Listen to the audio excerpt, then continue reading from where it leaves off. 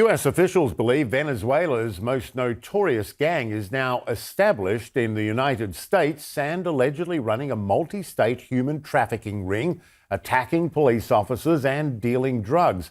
Rafael Romo tells us how the Tren de Aragua gang entered the country and how law enforcement is trying to counter the threat. For the last several years, they have terrorized multiple South American countries. Police in the region say a Venezuelan gang known as Tren de Aragua has victimized thousands through extortion, drug and human trafficking, kidnapping and murder. It's the most disruptive criminal organization operating nowadays in Latin America, a true challenge for the region. And now U.S. law enforcement, including Customs and Border Protection and the FBI, say the gang has made their way into the country. The FBI El Paso can confirm that members of Tren de Aragua have crossed into the United States. Officials say the gang originated in Venezuela's Aragua state, where its leadership operated out of the notorious Tocoron prison, which they controlled for years. When Venezuelan officials raided it in September, they found the inmates had built a swimming pool and several restaurants inside the prison walls, in addition to weapons seized from inmates, including automatic rifles, machine guns, and thousands of rounds of ammunition.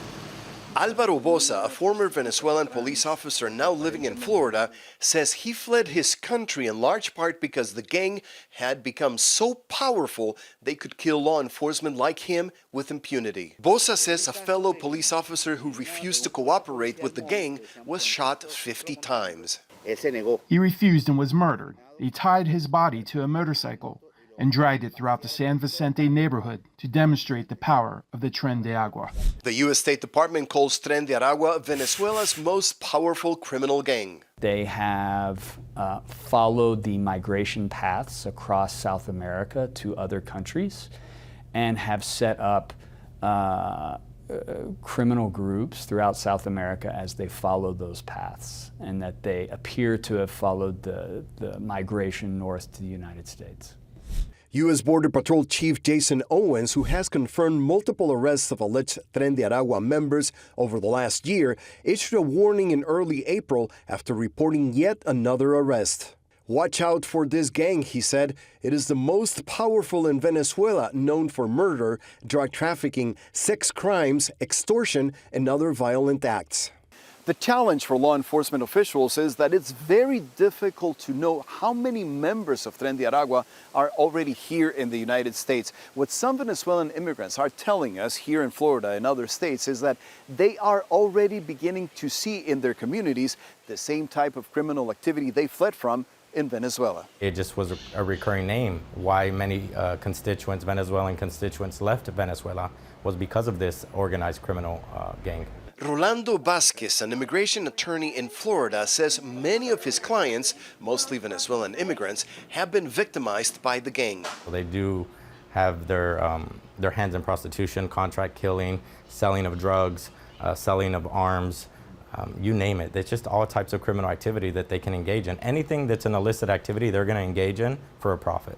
In late May, Customs and Border Protection added the criminal group to its 2024 gang list, saying that 41 suspected members of Tren de Aragua were arrested in the last fiscal year while entering the country illegally, and an additional 7 have been detained so far this year. According to a court document, prosecutors believe the brother of the Venezuelan man accused of killing Georgia nursing student Laken Riley is affiliated with the gang. Tren de Aragua, a violent Venezuelan street gang that is operating in the United States, according to the FBI. A judge in Miami-Dade County said in a hearing that one of 2 suspects in the murder of a former Venezuelan police officer in South Florida allegedly is a member of the gang. And more recently, a New York police source told CNN the 19-year-old who allegedly opened fire on 2 officers after they tried to stop him for riding a scooter in the wrong direction has tattoos associated with the gang. El gobierno no sabe quiénes que están aquí. Bosa, the former Venezuelan police officer, says the U.S. government has no way of knowing if a Venezuelan immigrant asking for asylum at the southern border is, in reality, a criminal, because Venezuela, as a matter of policy, does not share intelligence with the United States. No customs officer from the CBP or the FBI has a way of really identifying a Venezuelan criminal. Vasquez, the immigration attorney, says the time for U.S. law enforcement to act is now. What would you like to tell them?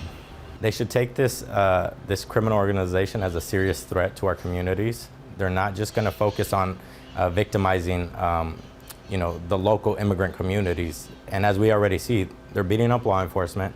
They're killing U.S. citizens. They're threatening U.S. citizens. Myself, for example, these people don't care about anything. Some federal officials seem to agree. Our biggest concern would be making sure our partners are aware to be on the lookout. And that's the key, federal officials say, when it comes to making sure this new threat in the United States does not grow into the national security challenge it's become in several Latin American countries. Rafael Romo, CNN, Miami.